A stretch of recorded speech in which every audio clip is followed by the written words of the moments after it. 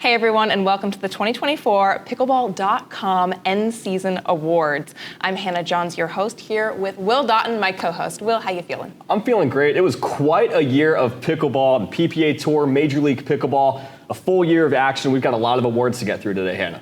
That's right, and the winners of these awards were chosen by public vote, and they spanned the course of 2024 and all the performances of the players during that time.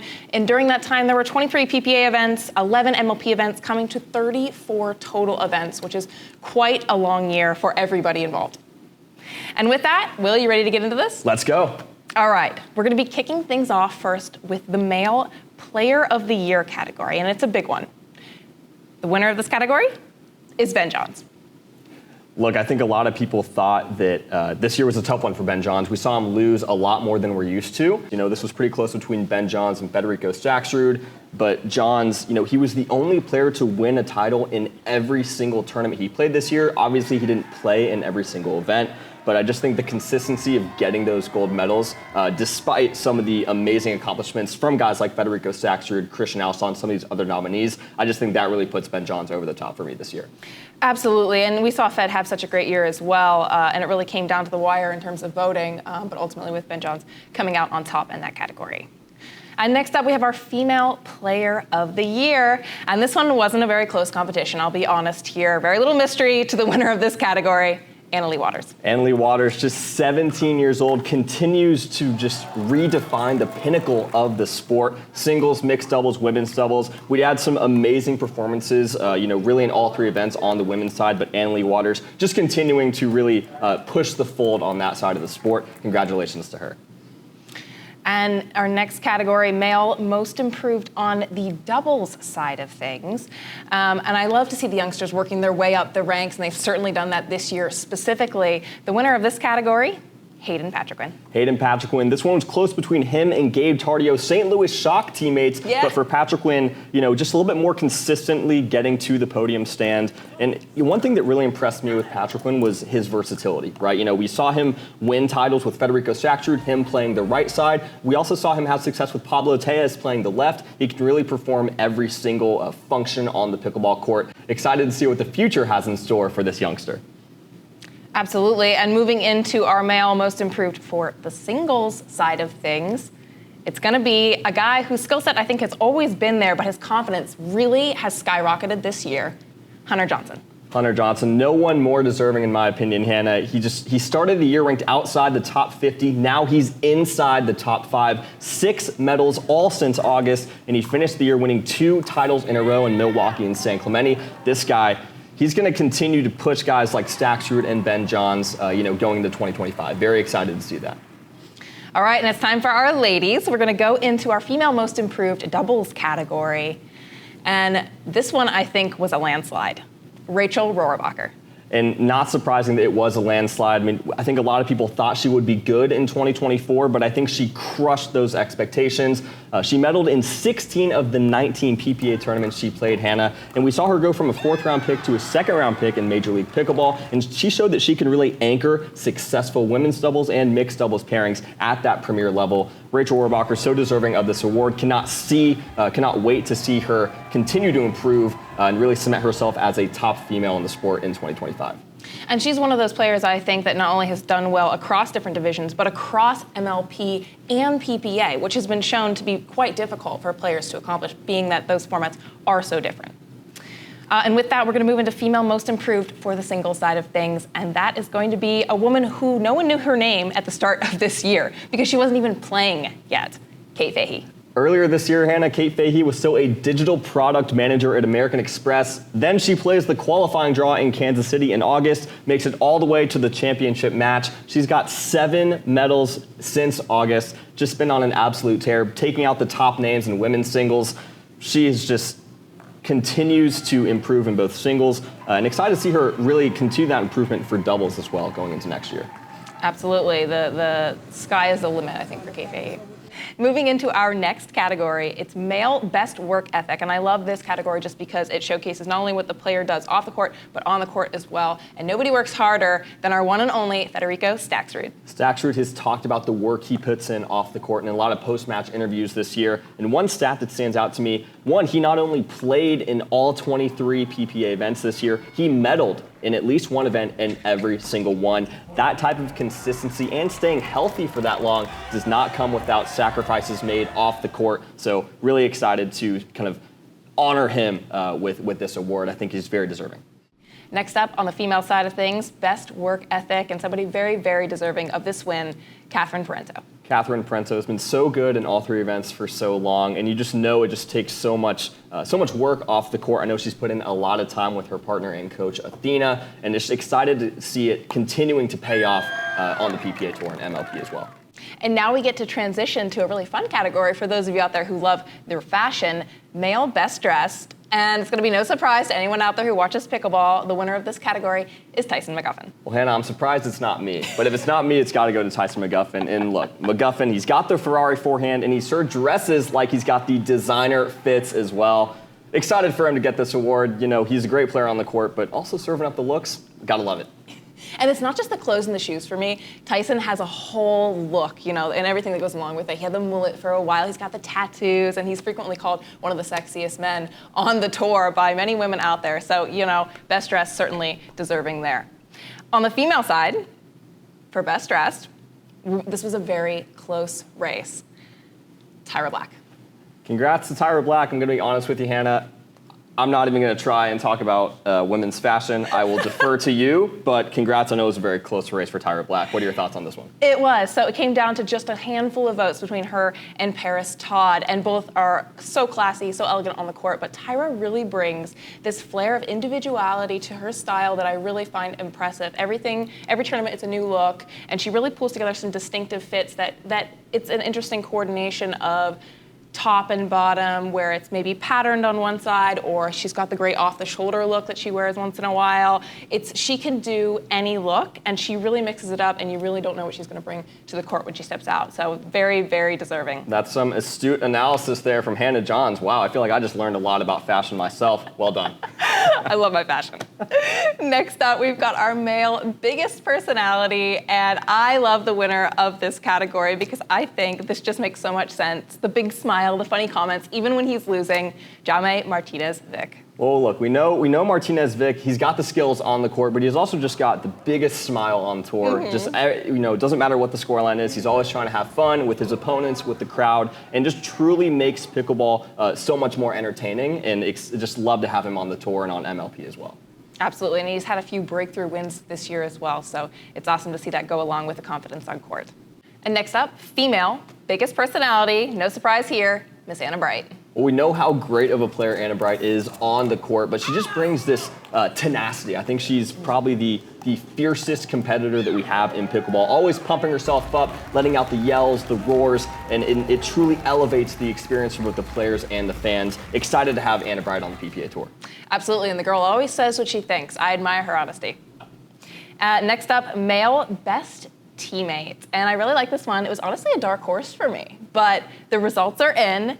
It's J.W. Johnson. This one's such a close race. It's between J-Dub, Zane Navratil, and Thomas Wilson. J-Dub, definitely not the loudest guy on tour and not really someone who you're going to get a ton of emotion out of, but I think you just see him always be really positive with his partners. I think you see that especially with Georgia Johnson. Mm-hmm. He plays mixed with his sister a lot. But I want to talk about Zane and Thomas as well, both also deserving of this award in my opinion. Absolutely. Zane, always lifting his partners up, especially in Major League Pickleball. That's why he's such an asset there. And Thomas Wilson, of course, just behind them. Haven't seen him compete on the tour in a while. We send the best to him and his family. But all three of these guys are amazing teammates, but congrats to J-Dub.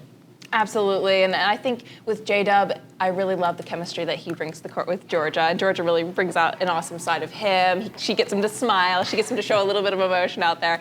But with that, speaking of Georgia Johnson, we move into the female best teammate category, where Miss Georgia Johnson comes away with the win. Don't you just love to see that? The family, winning the awards together. But no, Georgia Johnson, someone She's always jumping up and down, really cheering on, of course, J-Dub when she's playing with him, or any of her women's doubles partners as well. It's just awesome to see. She's still so young, just a teenager still, and you just really see that excitement in how she carries herself and pumps her teammates up on the court as well. Also got to shout out Vivian David. This was a very, very close race. Vivian David finishing in second. Just one of the nicest, most genuine people on the tour.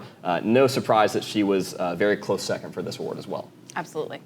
Next up, male most athletic and very deserving of this award, Christian Alshon. Christian Alshon, 6 foot something, just makes the court look a lot smaller than it is. I think especially in doubles, takes up a lot of space at the kitchen line, moves around the court super quick as well, so not surprised to see him win this award. It was very close between him and Connor Garnett, two guys who have kind of different statures. Alshon a little bit lengthier, a little taller, but Garnett super speedy as well. Congrats to both of these guys, but Christian Alshon, I think that's the right pick here.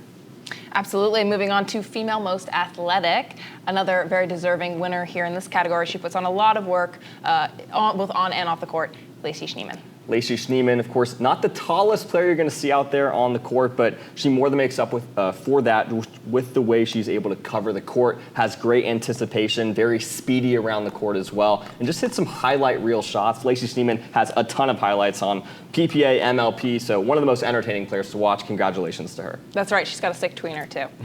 Next up, our male fan favorite, and this one was so close between two players, and it always has been. I think when we've done this same award in the past, it is always these two right there at the top.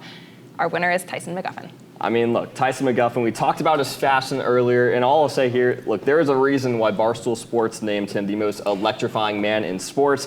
He gives us some of the most electrifying points in the sport, and just great to have him. Not surprised that he's a fan favorite for everyone out there.